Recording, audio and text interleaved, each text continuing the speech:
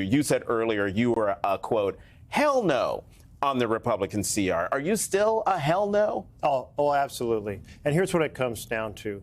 If you want to stop a bully, you don't hand over your lunch money.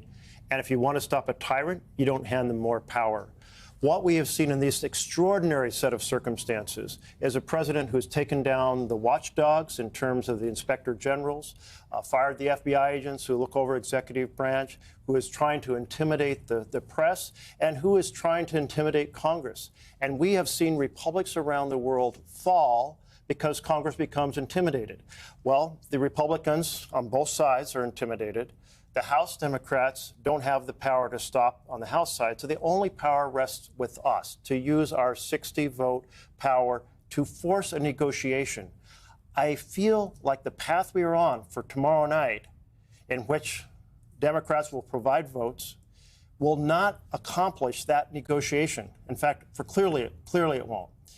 Back in 2019, when we were facing a Republican president, Trump, we used this power. We forced a negotiation. And what we did then is even more true now. That's the path we should be on. We have to fight a tyrant now. It is never true that you let them accumulate more power and it will be easier later. Senator Smith, you said you were a no on the Republican resolution. Are you still a no? Absolutely. Absolutely. I mean, this is a moment where the Republicans are helping Donald Trump and Elon Musk do a giant power grab on our government. Either way, they're hell-bent to shut down the government.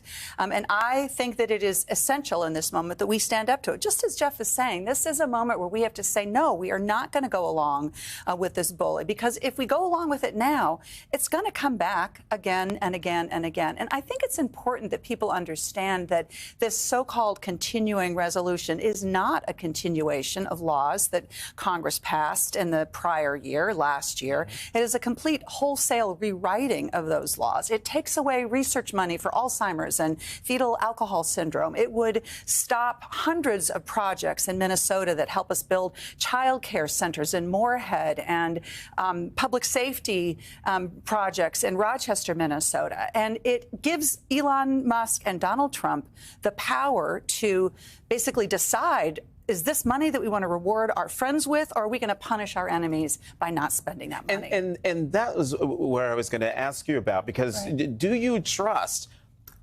President Trump and Elon Musk and Russell Vought to actually spend the money in the ways that even that CR says they should be spent? Well, one thing about this CR, it does not have the type of table in it that says how different funds will be allocated. So let's take, for example, the Great American Outdoor Act. Normally, there'd be a table that would lay out how it would be fairly distributed around the country to different projects. Those tables are not in this. This means what we are handing Trump is a slush fund that he can use to reward states he's happy with, red states, and to penalize states he's unhappy with, blue states.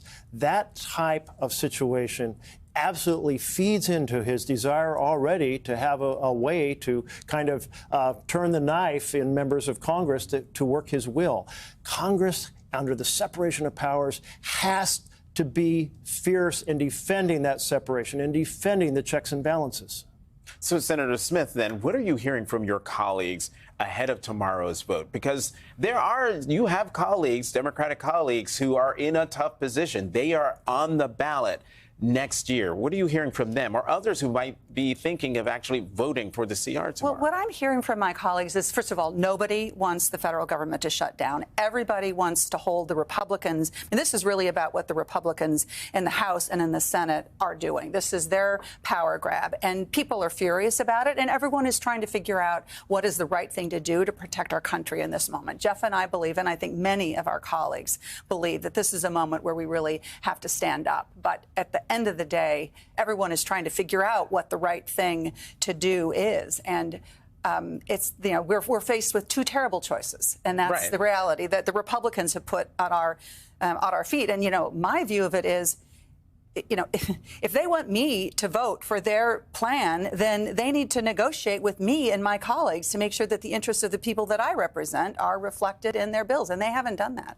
They don't seem to be interested in doing that. Absolutely not. No. So if there is a government shutdown, Senator Berkley, how do Democrats get the message out that it is, in fact, a Republican shutdown? Well, here's the way we do it. We take Patty Murray, Senator Murray from Washington, head of the Appropriations Committee, has laid out a 30-day plan in which we would have the government come open and we would negotiate.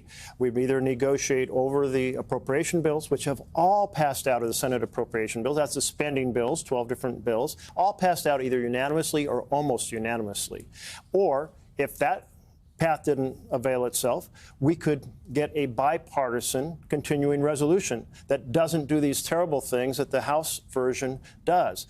But to have that path work, we absolutely have to use the power we have in the Senate to deny the House Republican version. And here's the thing. We could go back to the floor every 2 hours and say, we're asking unanimous consent to spend an hour debating a return of opening the government for this 30 days for this purpose, and the Republicans would vote it down time after time. They would say no to the unanimous consent, and it would be so clear to the American people there's only one person and there's only one party to blame for a shutdown, and that's Trump, and that's the Republicans. And the American people are already inclined to think that because they understand the Republicans control the House, the Senate, the Oval Office. A recent poll said independents fully understand by 29% that it's the Republicans who would be responsible if there was a shutdown. And what we would see is Trump, last time, on the 2019 shutdown, 35 days, right, he suffered politically.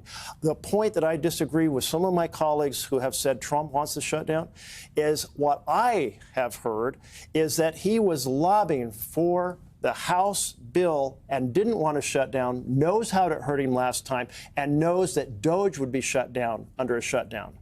You know, Senator Smith, what do you hear? Let's switch gears and talk about tariffs and the impacts of tariffs, or even the uncertainty over tariffs. What are you hearing from your constituencies about the impact of all this on local economies in Minnesota? And then we'll talk about Oregon. It's a huge deal. So, here's a guy who campaigned on delivering prosperity to Americans on day one. And what's happened?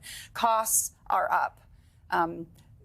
The tariffs have created massive chaos. People's retirement savings, as we had at the beginning of your show, are disappearing overnight. And what I'm hearing at home is just especially from farmers and producers, is the trauma of having no idea what to expect. And you can see that being reflected in the stock market as well, but you can see it reflected in the faces of farmers in Minnesota who are wondering where their markets are going to be, what's going to happen. And then when at the same time the president and DOJ are cutting the farm to school programs that create markets at home for American food products in schools, they are just feeling like there's nobody who has their back in the Trump administration. Is that what you're hearing in Oregon, Senator? We are hearing exactly the same thing. I mean, during the last Trump tariff battles, we had bans on our Christmas trees, on our wine, on our fruits. And in fact, right now, we're looking at the situation where with Europe, if we're banning their alcohol from coming to the U.S.,